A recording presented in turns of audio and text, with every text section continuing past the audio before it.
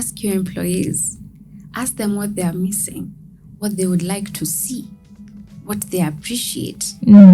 I think a lot of the time we think if we're in leadership, we're supposed to have all the answers. We're supposed to now know how everything works and how it should work. But if you're talking about satisfying another person's needs, why aren't we asking them what they need? Yes. And what they want? And not just using external data.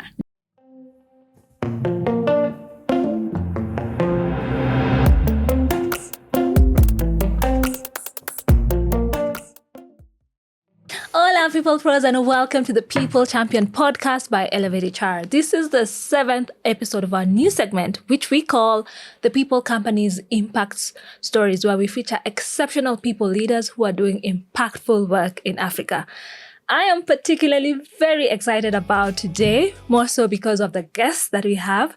She is exceptional in every sense of the word. She has over a decade of experience in the talent space. She is a talent expert, passionate about recruitment, coaching.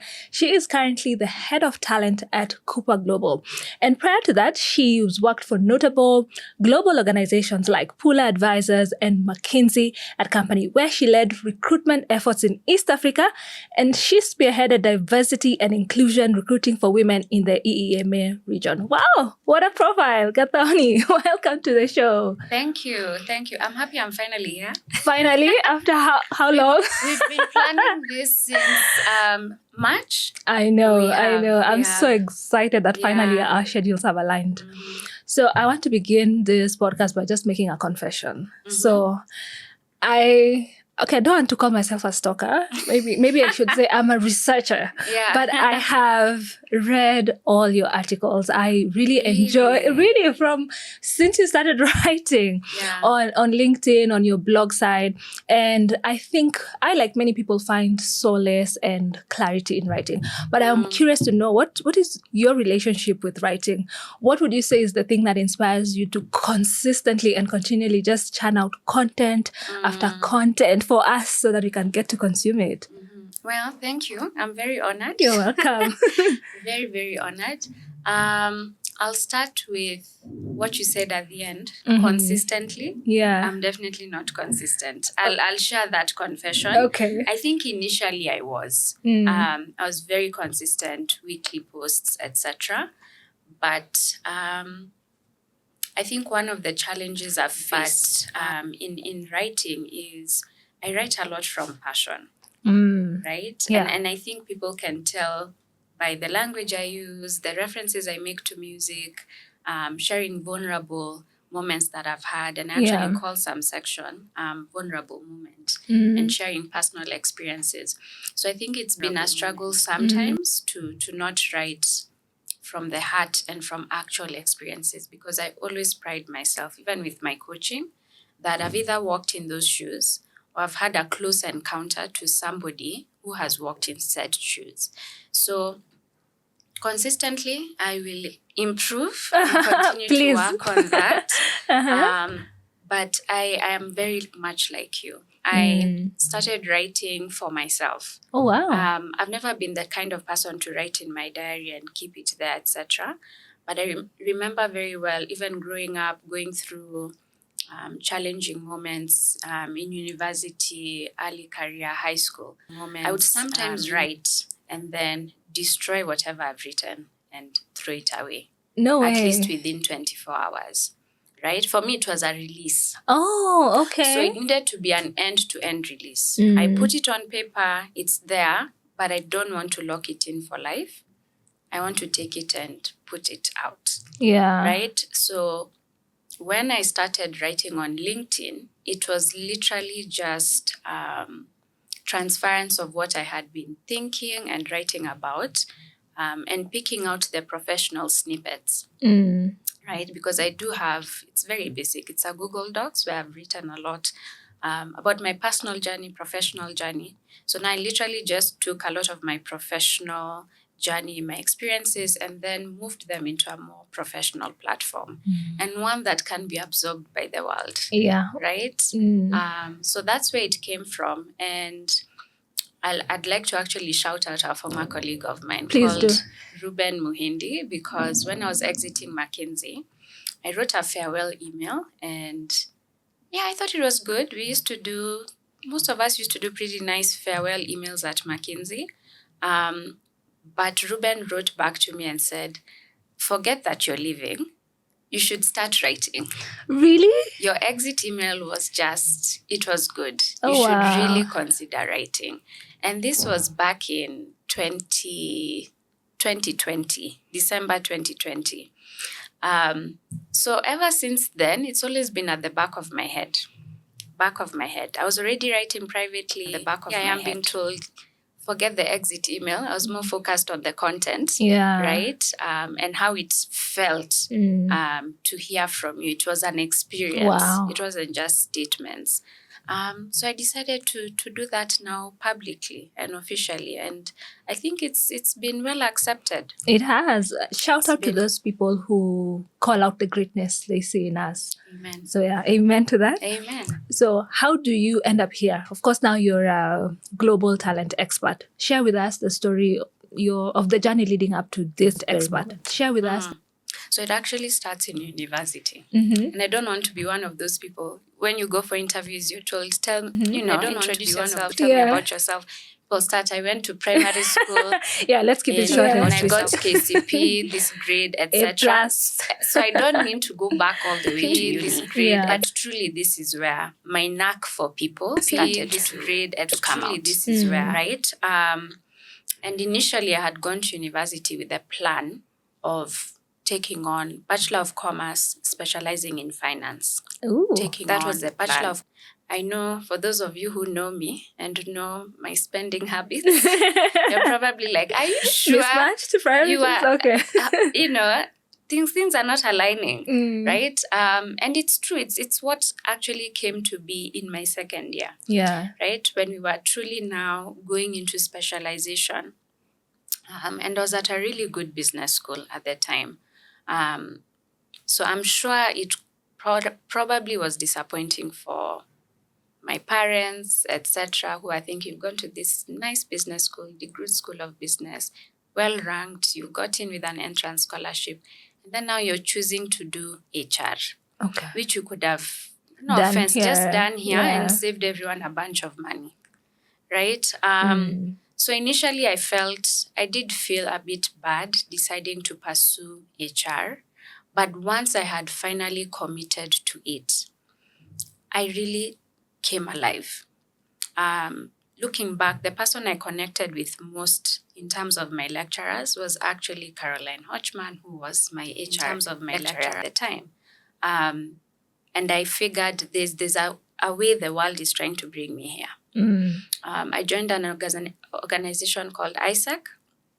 I don't know if you've heard of it. I know there's so many ISECers in this the community. So yeah. So I joined ISEC, and I always found myself leaning more towards the talent teams. We had a team called Outgoing Exchange, which was focused on work placements and internships outside of your home country. Right? Now, having been from Africa, and thanks to my father's job he had when we were growing up, we had gotten to travel a lot. So I felt engaged talking to people about travel, about exposure. I was from Africa. I was the only African in the ISEC committee at my university at the time. Wow. Yeah, there was somebody else, but he was in a master's program. So he wasn't as active. He was Tanzanian, Gunehol. But I was the only undergrad African in this student club. So I really felt I have to represent. Oh, wow. I have to, and I would also use my personal pictures to advertise. Anyway, long story short, I figured based on my ISEC connection, how I lean towards the talent teams, how I can encourage people to find the right placements outside their home country. There must be something here. Yeah. So I decided to pursue the HR field and run with it. Now, once I joined the HR space and I got my management trainee internship with DHL, and I was getting more exposure to hands-on HR, I started to figure there are some functions in HR that Gathoni is not meant for, that Gathoni is not interested in, and that I would definitely like to push put them to on the the back burner. Yeah, exactly. I won't say what they were. We can already guess, but it's fine. Because I don't want to put it on a pedestal to say this is not a fascinating function or field, etc. But what came to the forefront was recruitment, talent acquisition, employee engagement. That's what I really thrived at. That was what I was curious about. That's what I wanted to be more involved in. And it showed in my work. It showed. When you enjoy what you're doing, when you're curious, people can see it. Yes. And I started to gain more responsibilities, especially on the recruitment front. Mind you, I was working for DHL in Nigeria. Yeah. Right? So being given the keys as a management trainee to recruit or support or lead recruitment for example, in Port Harcourt, a city I'd never been to, a town I'd never been to, never had networks, etc. But because of how driven I am, the team and the company feel Gathoni will figure it out. And she'll put in her best work, and she'll always connect back to us when she has a problem because she wants to get this done. Yeah. You know, one thing about when you're excellent is that it shows. Everybody knows. And about that, I know you were voted as one of the top 20 most disruptive leaders in Kenya. That's so cool. Congratulations. Thank you. And in one of your articles, you describe yourself as a radical recruiter. So what is it about this unique approach of yours that separates you from the traditional recruiters? I think the first thing has to do with my personality. For those of you who've done, or even you yourself, I don't know if you've done an ID Insights assessment. No, I've just done the 16 personalities one. Yeah. So this is? So MBTI is the one to do with 16 personalities, Jung test, Myers-Briggs, etc., which is great. But I find it can also be quite complex for a lot of people to understand, right? It's like there's a personality assessment club, like the way people have a boys club, or they say there's a boys club. So if you don't know what the F stands for or the T, you're completely lost, right? People come to you and say, this is an example, not exact, I'm a TFJP. And ENFI. Like, huh?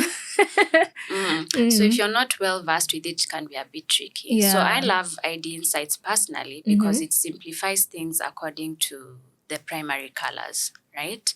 There's red, there's blue, there's green, there's yellow. I know there's a secondary color in there, but let's ignore that. So it focuses on using colors to describe your personality.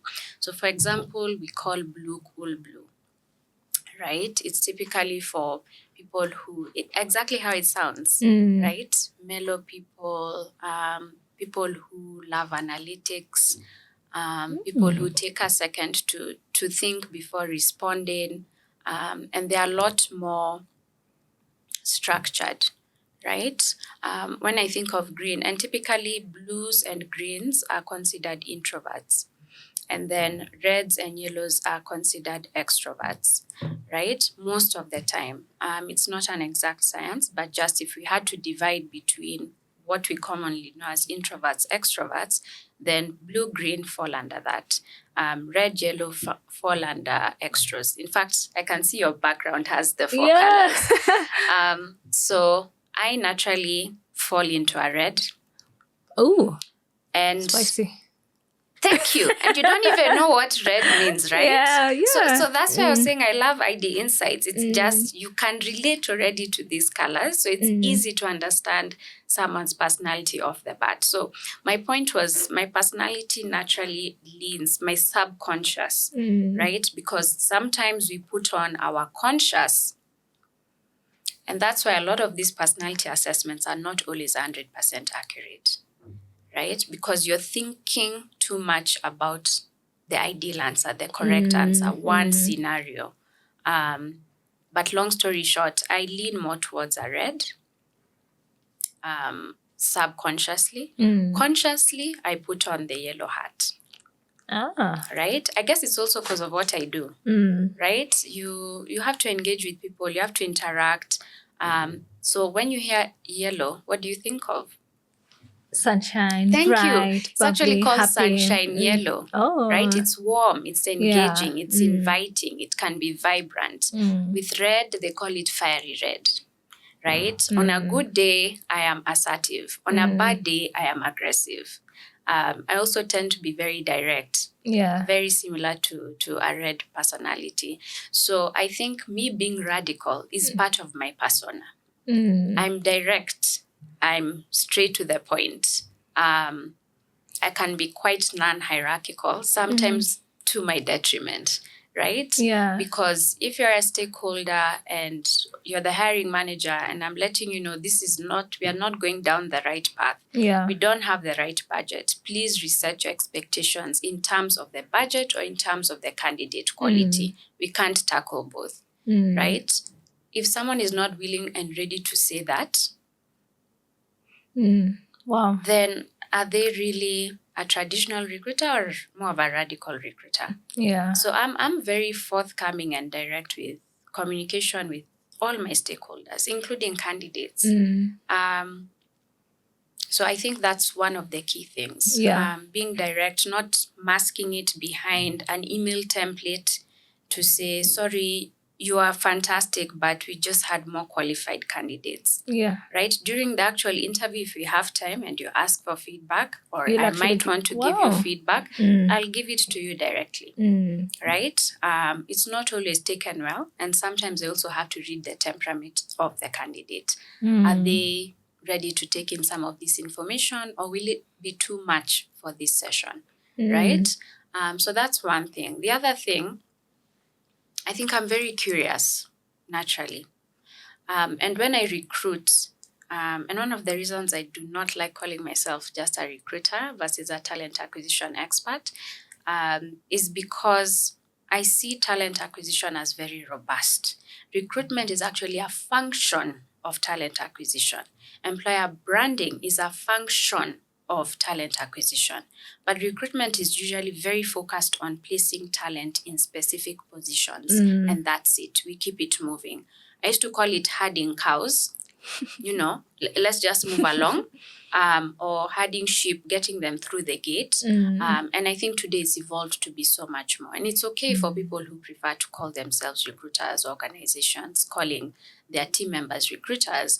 But I think the talent acquisition aspect, and considering that it has functions, and acknowledging that and sharing it with my teams also makes me a bit radical, right? Because then I am pulled into more conversations beyond being the end person. Once decisions have been made and you come to me and say, hey, Gathoni, we've decided we need to hire a product designer. Thanks. This is the budget. This is the location. Instead, what I like to do and what should be happening is asking questions, even if it comes to me at the end. Okay, why have we decided on Pakistan versus Rwanda? Right? Okay, so we have a bigger base of people in this field or colleagues in this field based out of Rwanda. Right? Do we foresee a situation where we are going to need to do induction, orientation in Rwanda before the person can settle in Pakistan, because there's nobody else from the product team based out of Pakistan, right? That's how I view recruitment. Versus they meet the qualifications, they're fantastic, let's get them in. How will we build longevity and belonging for this person in the organization? So I think that's a unique hat I wear, and it's nice I've met some individuals who wear the same hat. I'm also a risk taker. It's a strong red personality. Yeah. I want to try things. I want to be out there. If it doesn't work, we tried it. Let's document. Let's keep it moving. So I'm always willing to try.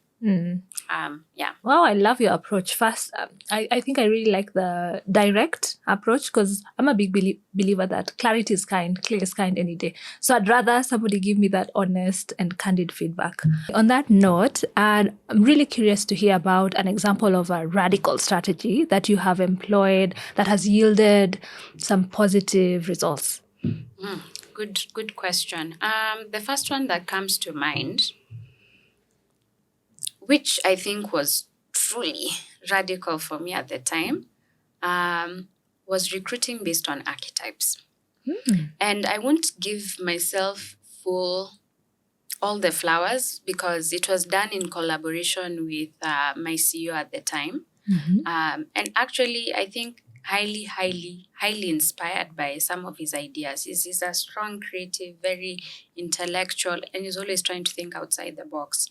So I remember we were struggling a lot to figure out, especially for me, because I believe there's a science to so much in recruitment, right? There's almost a model, just the way an AI will pick up certain things and create a pattern and say, okay, this is what's going to work, right? I like to also apply a science to the way I recruit because it allows me to also be a lazy recruiter in that, hey, I can focus on other things now that I've got this down packed, right? Now that I know I won't need to go back and recruit for this role in 6 months, in 1 year, at least we can push along for 2 years before I have to come back to this role. And it could be seen as laziness. It could be seen as retention oriented. I choose to look at the latter, but recruiting by archetypes. So we were struggling to recruit or find a consistent pattern in successful commercial hiring, right? Commercial meaning salespeople, business development people, right? And there are models out there for how to recruit the best salespeople. What sort of salespeople should you be looking for? Is it hunters? Is it gatherers, right? Is it people to source for business? That's what I mean by hunters. Or is it more of gatherers, people to nurture the relationships and keep cross-selling, upselling, etc.? But that's difficult to do when you're covering 17 markets outside of Africa, including Africa, Latin America, Southeast Asia, Africa itself. I think those were the core areas or core regions. So we needed to find a consistent way to do this. And we picked a lot of the successful colleagues the organization had in the past and currently. What did they have in common? Outside of their degree, outside of what industry they came from, at their core, what did they have in common? And I'm not just talking about personalities, right? Like we've done with the color wheel. Were they majority reds? Were they majority blues? There's something bigger than that we need to understand. And what we found was some of the successful ones were actually what we would call politicians, right? We termed it as politicians, but people who can really connect with the mass. People who are really, I won't say grounded, but quite grounded in that they have a lot of networks. I won't say high and low, but they have a lot of diverse networks across the board. They can easily engage with people. They can easily find a way to connect, and you become that person for them. Those are the politicians. And actually, we did have a women's rep working as a commercial manager. So it made sense. And she was very successful. She actually opened up a new market last year for the organization. And looking back now, I'm like, he was onto something. So we had one archetype politician. We had another archetype insurance broker. We had another archetype, I don't remember all of them off the bat, intrapreneur, right? It's difficult to find a ton of entrepreneurs who can be able to leave their business and come commit to another business. But what if you also explored intrapreneurs, right? People who go into an organization and basically build departments from scratch. They were the first employee there, so they were the intern, the manager, the CEO of their department, head of department. But over time, they actually became said head of department. So they really set up the systems, the processes, the procedure, hired people into the organization, mapped out what should be happening, right? So those are intrapreneurs. And we found that there was a special place for them as commercial leaders, right? Especially breaking into new markets. Breaking into new markets where you just have to figure it out. Whether you have the networks, the connections, you will figure it out somehow, right? A mix of intrapreneurs and entrepreneurs have those qualities.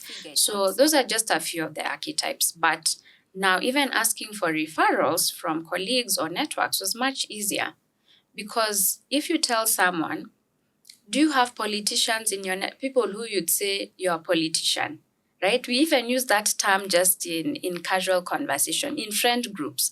You'll ask, who is the politician here? And there'll be someone you point out, right? Who is the peacemaker? There's someone you'll point out. So some of these terms, we naturally understand them, versus giving someone a detailed list of requirements and saying, do you have anyone you can recommend for this role? Traditional sales managers were not always the best performing colleagues in the organization. So we had to start thinking outside the box, right? And recruiting by archetypes was something we were exploring.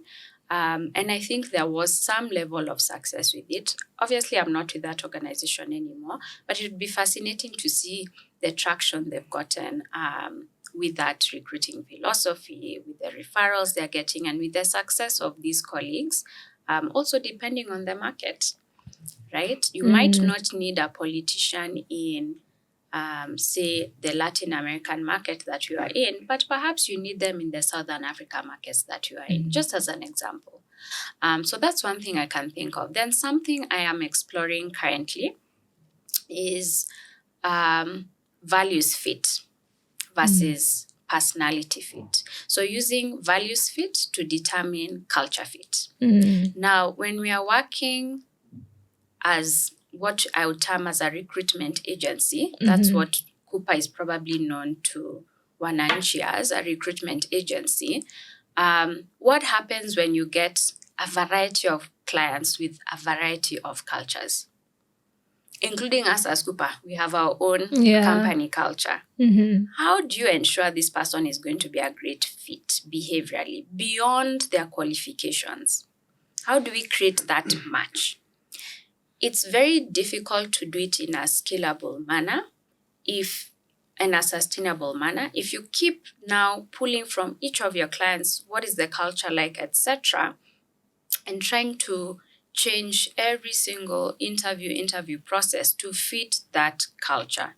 It's doable, but is it scalable? Is it sustainable? There's probably a question mark there. But if you do the reverse, to understand the candidate's core values, hence their culture, we'll be able to actually figure out what clients they would be best placed at beyond their qualifications. So just reversing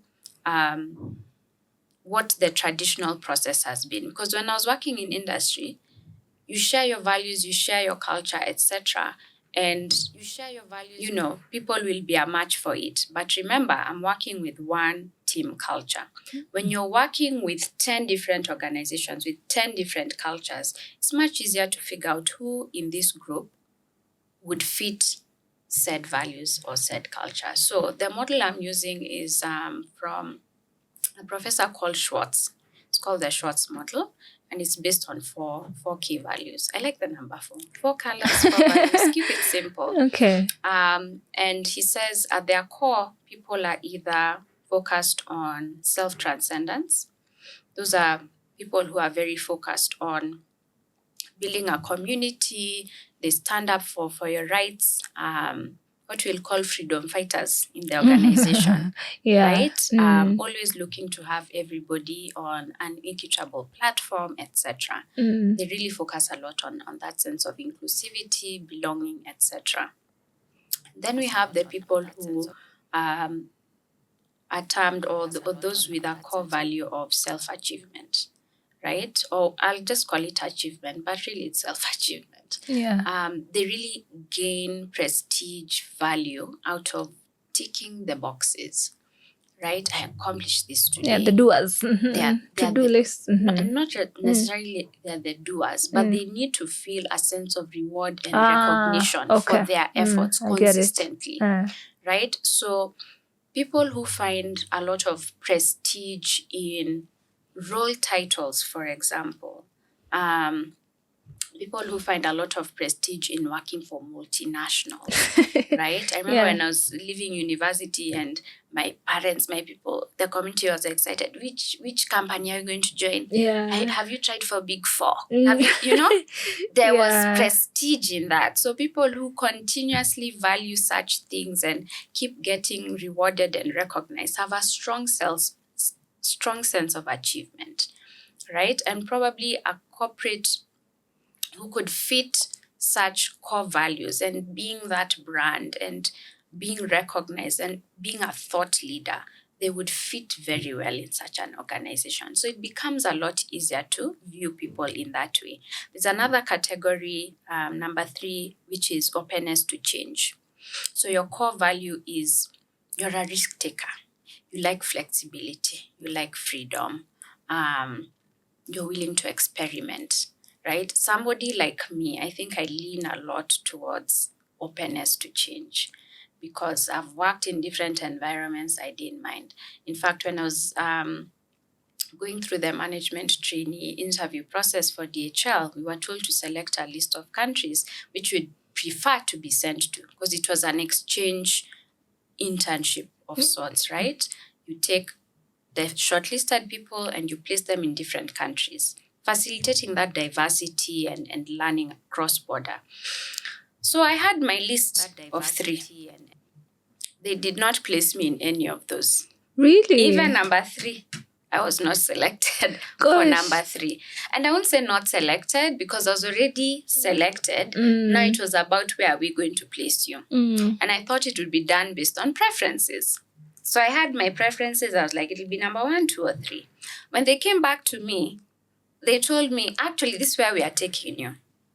And to be honest, I wasn't shocked. I wasn't upset. I was like, okay, that is that openness to change persona. And I loved the experience. I totally loved it. So those are the kinds of people who typically you would find in more of a startup culture, in more of a very flex hours, flexibility. That's what they appreciate. Very innovative. So if you work, for example, this is not to call out anyone or etc., but if you work in public sector, it might be a lot more challenging for you to work in such an environment if you have a strong core value of openness to change, because it takes time to implement institutional change at that level. We are talking about country level. We're not just talking about a company with 3 subsidiaries. We're talking about decisions that could affect 40, 50 million lives, right? So if you're placed in such an environment, you probably will underperform, not relate, not connect, not get a sense of belonging. So I'm now experimenting with core values and asking key questions to understand where does your subconscious value really lie? Because we can easily say, these are my values, ethical, etc., etc. And I'll probably, in my mind, place you at self-transcendence, freedom fighter. You want to stick to the book. Everything should be fair, equitable, etc. But really, some of the questions I ask you, when I ask you, why did you join ElevateHR? I'm asking. Oh, growth. For me, it was the opportunity to grow.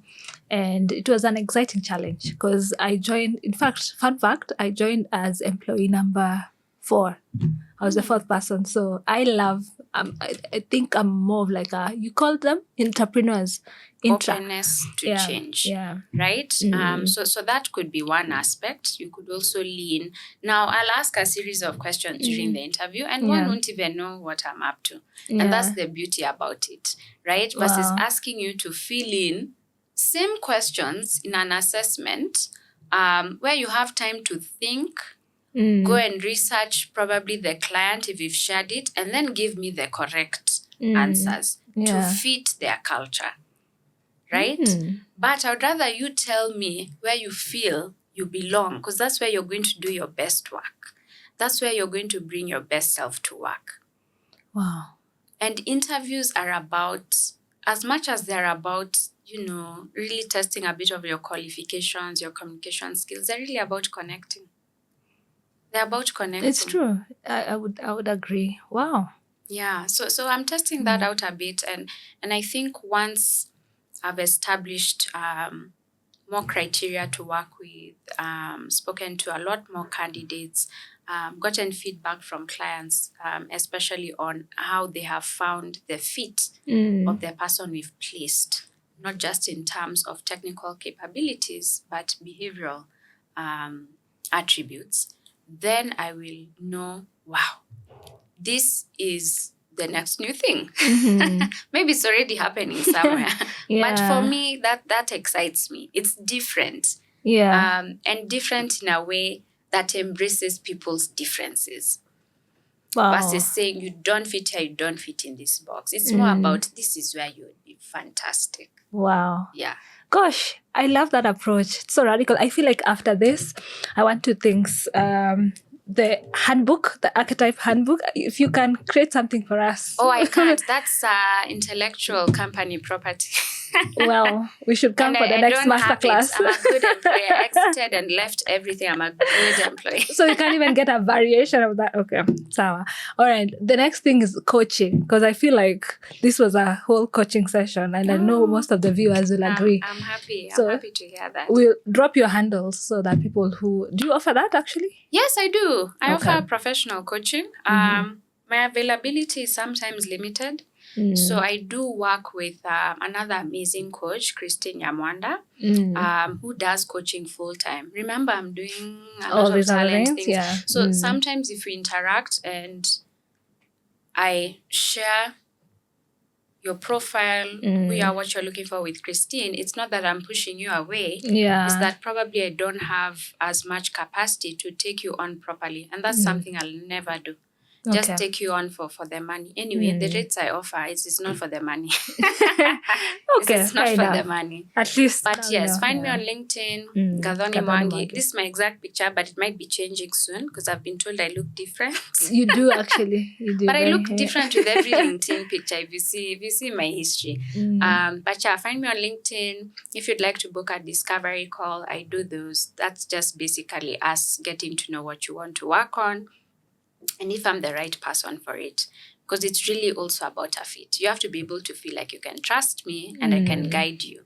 The point of a coach is not to give you the answers. Yeah. It's to guide you to your next step, but guide, not direct. Yes. Guide. Okay. So yeah, find me on LinkedIn. Love it. So you've had the privilege of working with companies like McKinsey, Pula, which most people consider as, to be amongst the top employers. So what advice would you give to companies that also want to brand themselves as that? Aside from just the superficial incentives, good perks, good benefits, what advice would you give to such employers on how to brand themselves? A key one which I really used to, I won't say preach, but I feel like I was preaching it at one of the organizations you mentioned, but preaching it more from an informational perspective. There's a reason we say charity begins at home.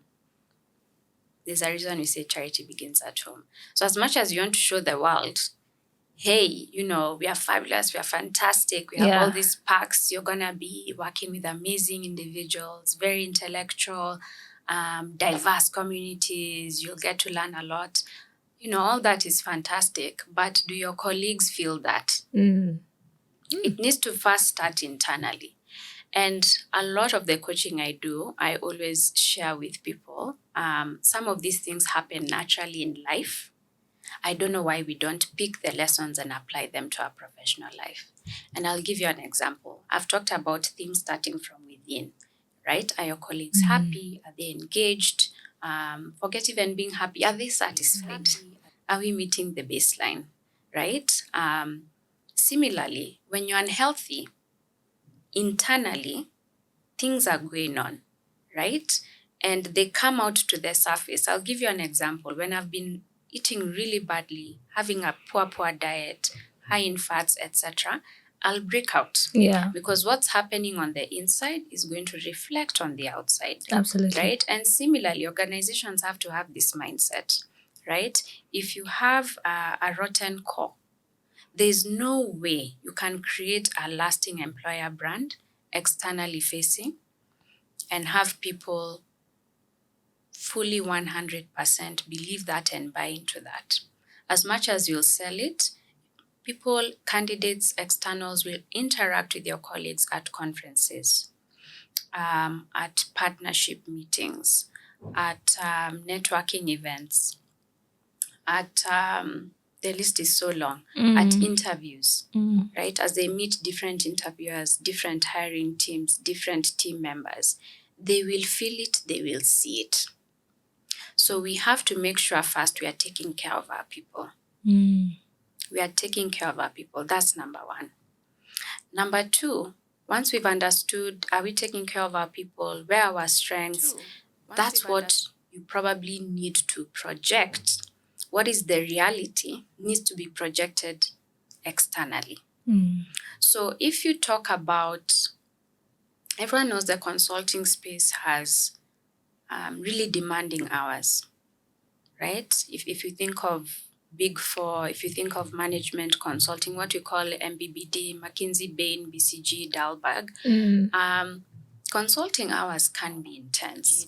So you can imagine an organization, talking about and showcasing, we have work-life balance, when naturally it's not the biggest selling point of the organization. So why would you push it out there? We always have to leverage what you're actually good at.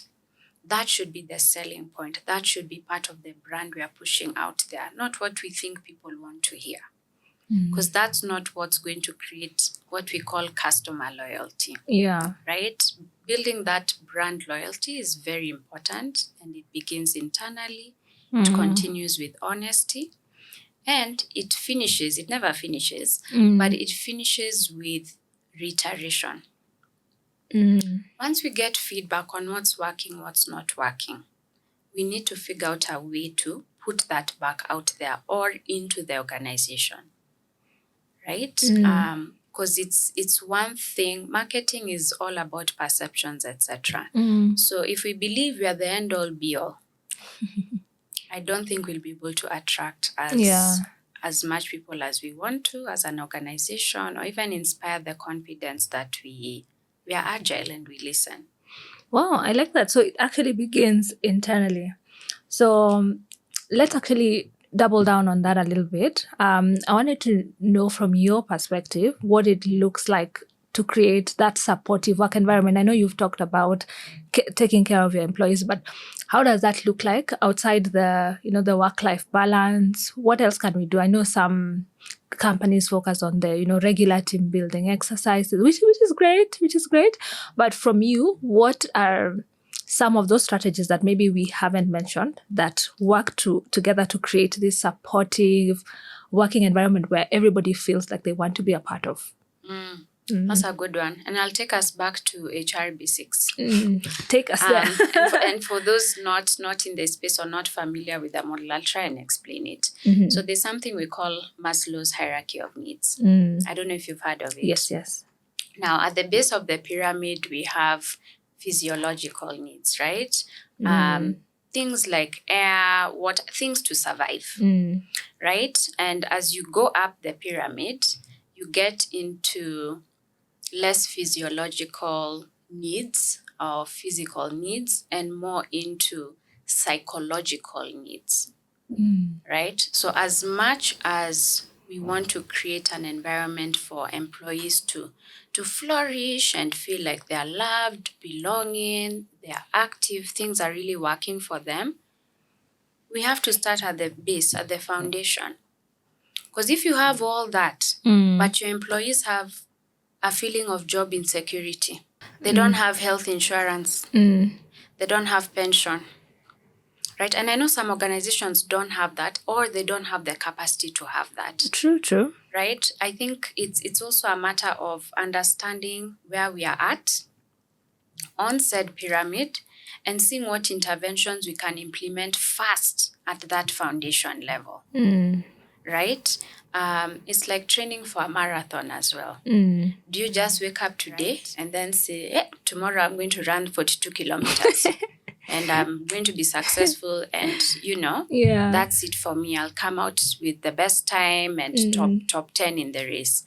You have to take it in chunks and begin slowly, but you begin with where you're at. You don't begin with a copy-paste method of saying all companies are equal, all budgets are equal. So if everybody is implementing DIB initiatives, diversity, equity, inclusion, and belonging, most of those organizations are well beyond physiological needs.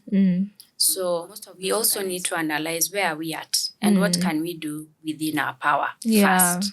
So that's the first step, assessing where your employee base is at on that pyramid, right? The second step, which I think a lot of people miss, ask your employees. Ask your employees.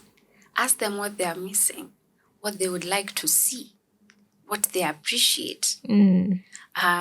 I think a lot of the time we think if we're in leadership, we're supposed to have all the answers. We're supposed to now know how everything works and how it should work. But if you're talking about satisfying another person's needs, why aren't we asking them what they need? Yes. And what they want? And not just using external data. Because there are so many reports about interventions that work, right? About concepts, trainings that you can do. But maybe your employees don't actually need or want that, but you have to hear from them. And you have to do it in a way that makes them comfortable to speak their true voice. Yesterday, I was having a debate on a chat group I have with a couple of... I had shared a funny meme about, somebody being arrested. And the meme was them leaving an organization after sharing their employee opinion survey, which supposedly was anonymous. Right? Yeah. So now they are being escorted out of the building in their handcuffs, right? And it was a nice chuckle. But it really became a debate about are US surveys really anonymous? Yeah. Are they? Because if we are honest, we'll be out the door as well. Yeah. We are going to be discriminated against in the workplace. We won't be invited to certain things, You'll start feeling that cold shoulder because you spoke your truth. Yeah. Right? Or their truth. Because you spoke it. So we need to create a space where employees actually trust that whatever they're sharing with us will actively be listened to, will be actioned, and if they want, will be kept private. But we have to ask. We have to ask. And then, of course, there are the other initiatives like you talked about. Those are more engagement-based activities, and that's what creates belonging, right? People are feeling included. So such activities are great. I also highly, highly recommend, which typically doesn't really need a budget and is a quick win, employee resource groups. Right? Employee resource groups? Exactly. We call them ERGs. So when you hear, I'll take my experience back to McKinsey. We had a McKinsey Black Network, right? So ERGs are meant to target marginalized groups in organizations or even in regions, depending on the region you are in, and giving them a community, right? Either to discuss challenges, how to overcome them, or just feel like you have your people, right? It's like when you go abroad to university as well, you'll find the African Students Club.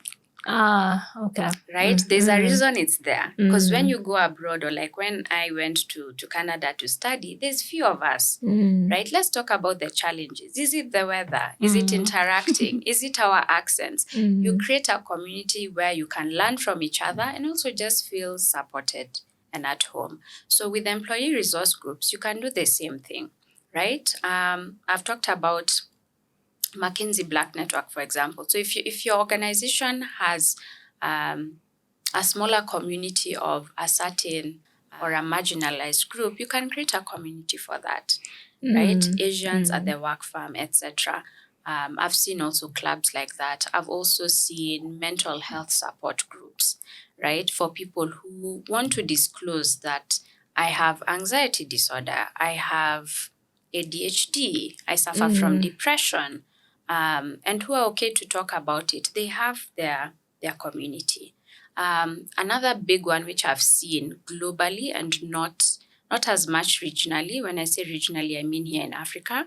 And I'm happy to share why after. Yeah. But the LGBTQIA plus community. Yeah. Right? And it's for people who are part of that LGBTQIA plus. And sometimes not just for people from that community, it's also for allies.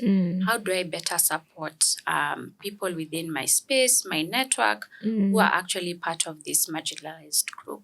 Yeah. So there are many ways you can develop ERGs. You need to first understand your market, and you also need to speak to your employees, as I said. Do they feel they need it? Another one is that's really popular in a lot of organizations is for example, ElevateHR women, right? Where you take all the women in the organization and gather a community, and you have women-driven initiatives. And it could be the smallest things. For example, putting sanitary pads in the washrooms, all the way to getting women mentors, right? Or collaborating with Women on Boards Network and having a couple of speaker series to see how those successful women got into those positions. So there's many ways to do it. Wow, okay. Yeah.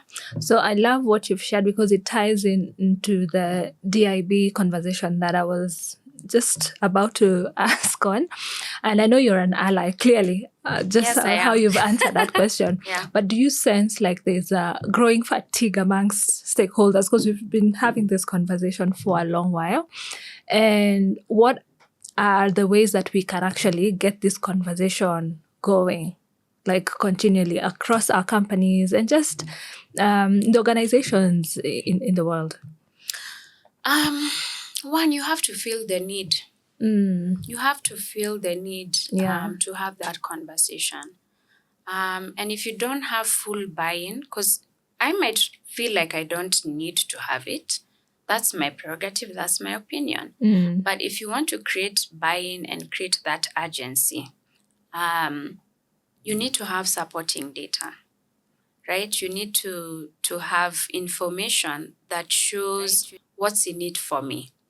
There's a model called WIFM, right? Literally, what's in it for me. Oh. WIIFM, right? And I like to apply it in my personal life, in my professional life, especially when I'm dealing with other people, right? I have to put myself in their shoes and understand, where should this be important to you, right? And if it doesn't naturally sit as an urgent and important matter, I need to create that urgency, right? Now, a lot of these DIB initiatives have been shown many reports out there. I don't even need to quote one. There are so many reports out there around increased productivity in the workplace, increased employee engagement in the workplace, increased collaboration cross-functionally, cross-industry-wise as well,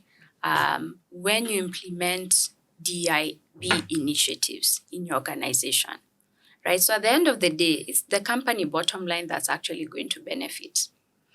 But depending on who you're speaking to, they're going to have different interests. So you need to find a way to understand, how can I help you tackle a certain problem or understand this DIB initiative better for you to see how it can benefit you and your department, or you and the organization as a whole, or you just as a person, right? So I think if that can be done, then there's going to be a lot more conversation around it. There's going to be a lot more uptake.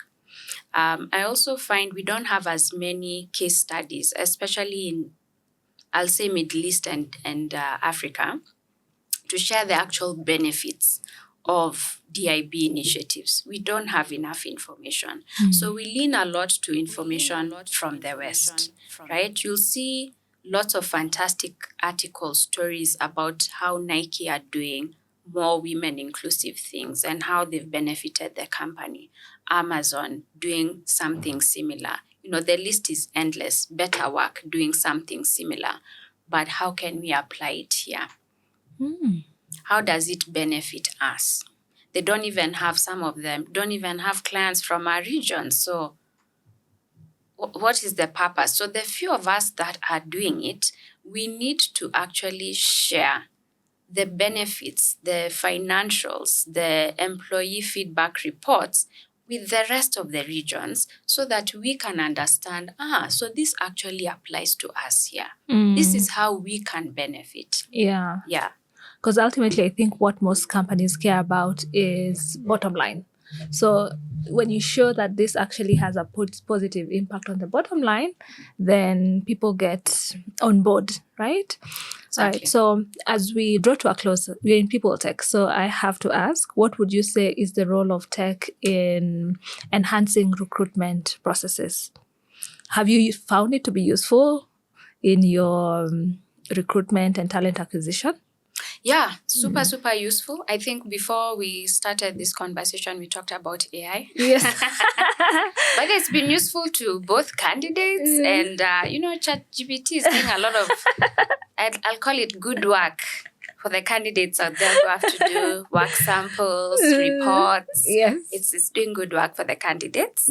So that's there for them. On that, have you received CVs that you can just tell this is just ChatGPT? Do you discard them right away? No, not actually ChatGPT, but there's actually a lot of platforms out there that are resume builders. Or ATS compliant.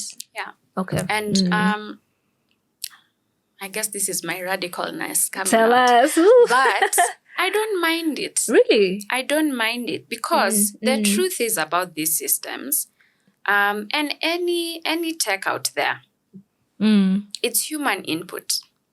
True. It's human input. So if you're using a resume builder and you're using it what I'll call correctly, putting your input in terms of these are my actual achievements, right? How do I format them, restructure them, etc., into a way that's presentable and understandable? I'm totally okay with that, right? What I'm not okay with is finding someone in your field and literally copy-pasting their achievements, experiences into your CV and thinking, this is what's going to get me the job, right? So I don't mind the resume builders, etc. I do mind people using ChatGPT to get through a case study, an assignment, a work sample.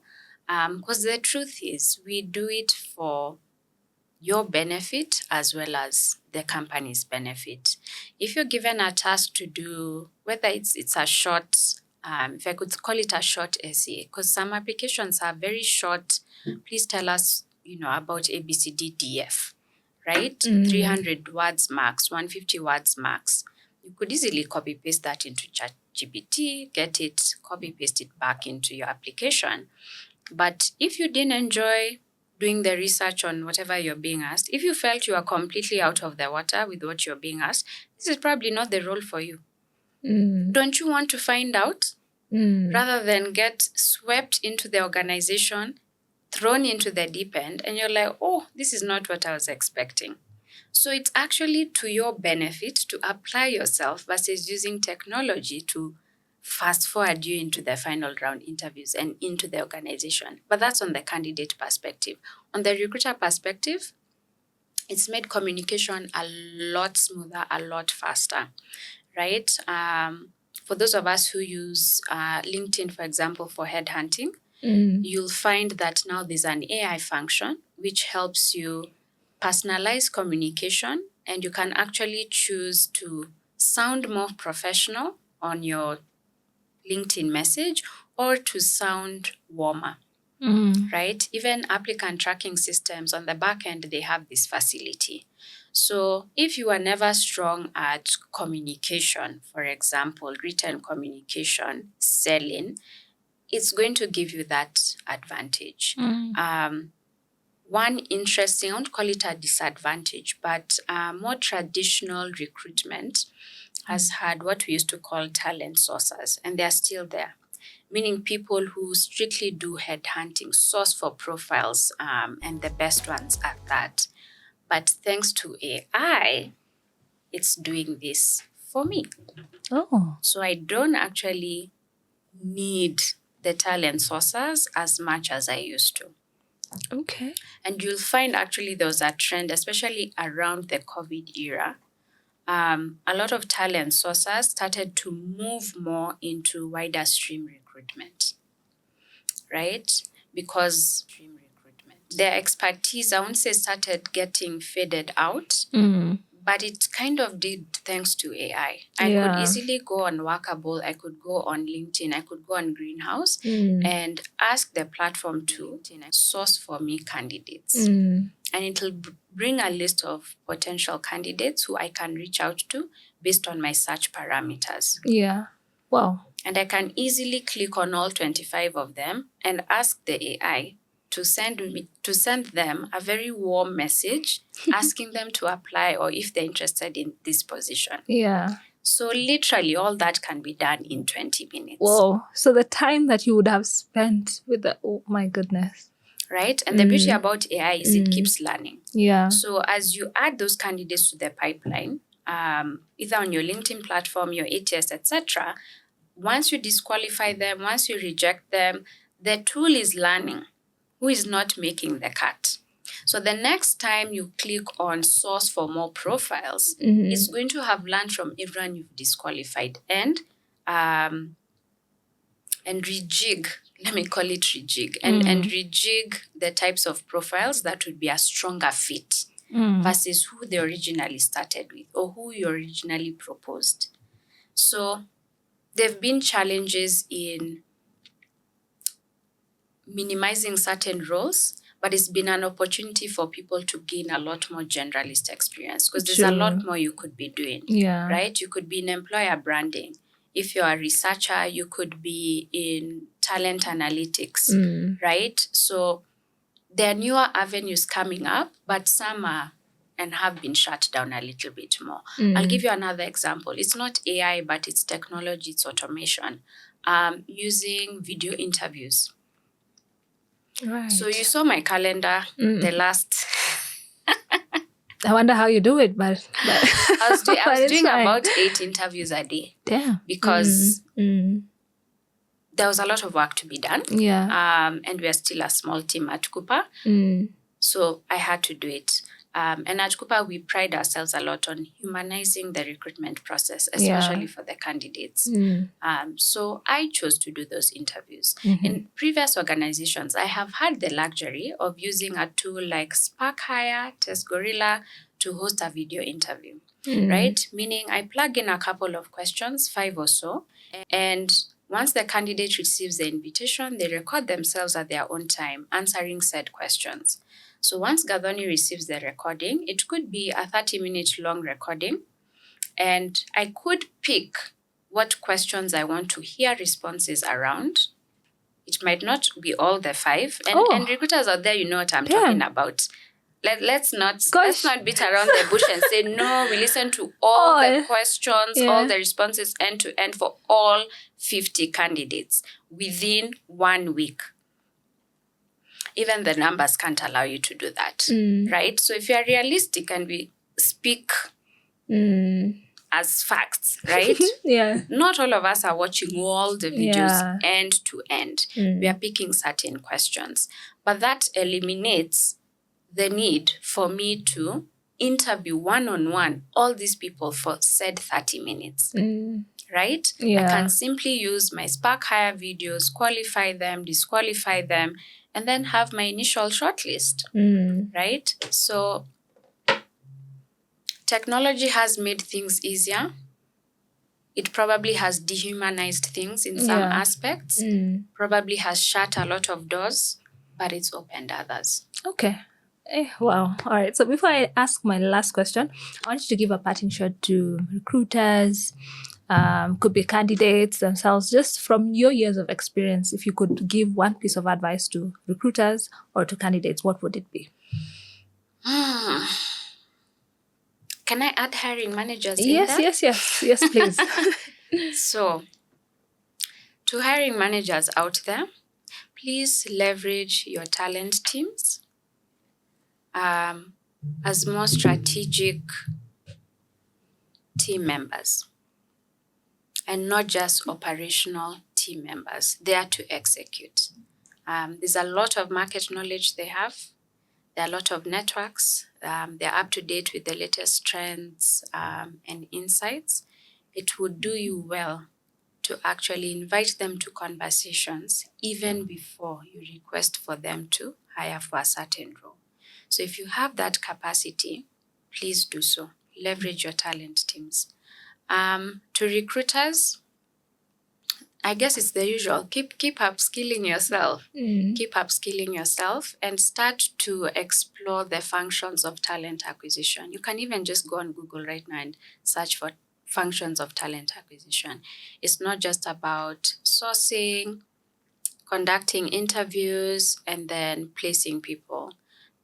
Talent acquisition these days also has an aspect of talent retention. It's largely moving more into talent acquisition, right? There's employer branding, there's talent advisory. So there are many functions, and you don't have to limit yourself to what you're used to or what your market at the time has given you access to. And to candidates, let me backtrack. I have another one for recruiters. Push back. Please push back. There's been a lot of things happening in the recruitment space, or especially with smaller organizations, with scaling organizations as well, where we are finding we are almost taking advantage of candidates' knowledge, right? In the form of, I'll just give an example, it's not the only one, in the form of case studies or work assignments that are issued for actual challenges in the business, which is fine, but using that information to propel your business or solve some of those issues and still not select the candidate. So we've now started using candidates in some companies, in some organizations, with some teams. I'm not saying it happens across the board, but we need to be able to push back and say, hey, this is not right. Or, hey, it's fine, let's gather this information, but it's only the talent team that should have access to these results. It's only certain people in the organization should have access to the submissions. It's not going to be used across different departments for research. It should not. That should not be the intention. So push back. And for candidates, especially in this market, again, I'll say it's a marathon, it's not a sprint. There's a lot of unemployed people, there's lots of self-employed people looking to get back into employment because the economy is terrible. Job security is even worse. We've seen the biggest corporates go through redundancies, closing down shop here in Kenya, which has been perplexing and scary. So have patience. It's not that you are the problem. If you're out there looking for a job, it's been 8 months, it's been 6 months. It's a tough market. Give yourself grace. Yeah. Wow, how beautiful. So my last question is, obviously you're you're doing a lot of impactful work. I want to know, what leadership legacy do you want to leave behind as Gathoni? That's a tough one.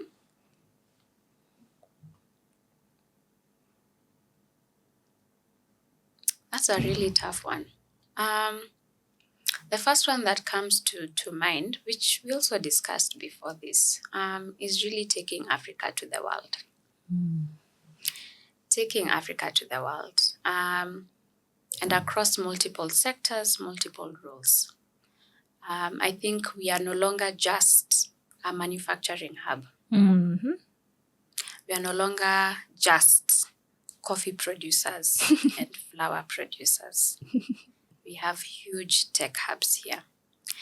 We have huge sustainability, or let me not say huge, we have a high interest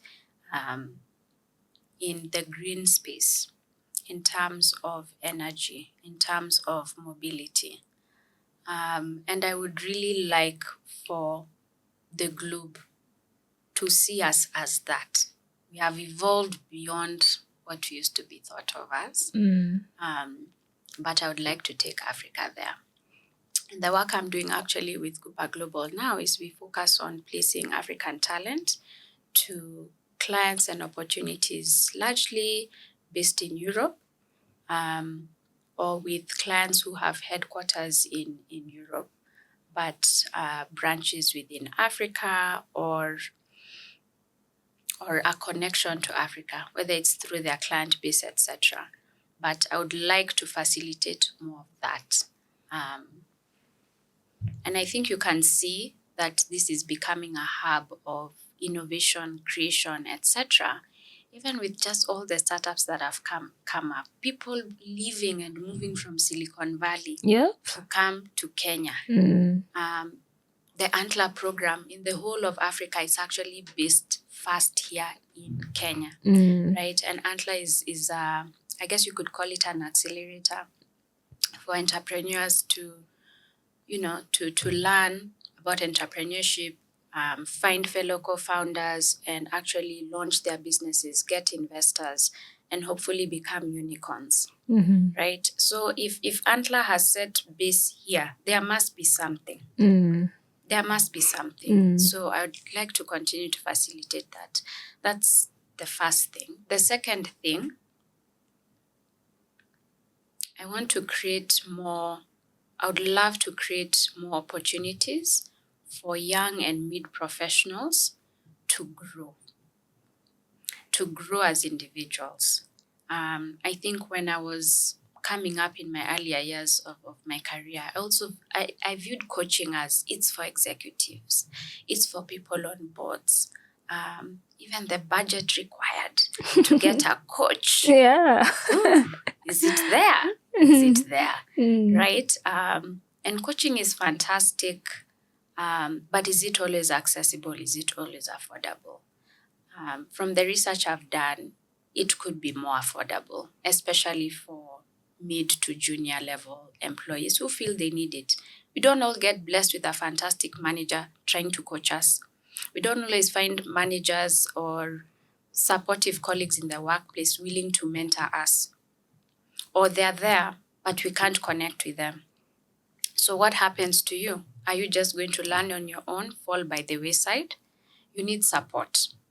And I think making coaching more affordable, more accessible to these groups could do wonders for their careers and for their emotional and mental well-being. So I'd love to continue doing that because it's my passion. I really love seeing people be successful because I get a lot of pride from the work I've been able to do and look back and seeing this shy girl that went to Kianda school is now on a podcast somewhere talking about, successes, failures, what we should be doing. So I'd like to see people also evolve to their best beings. Wow, what a beautiful legacy. Well, thank you so much for all the work that you're already doing. I love what you said. There's a reason why Nairobi is actually referred to as African Silicon Savannah.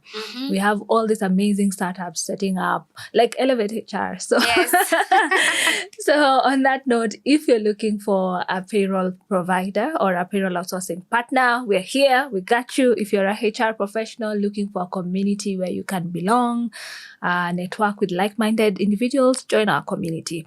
Otherwise, till next time, bye.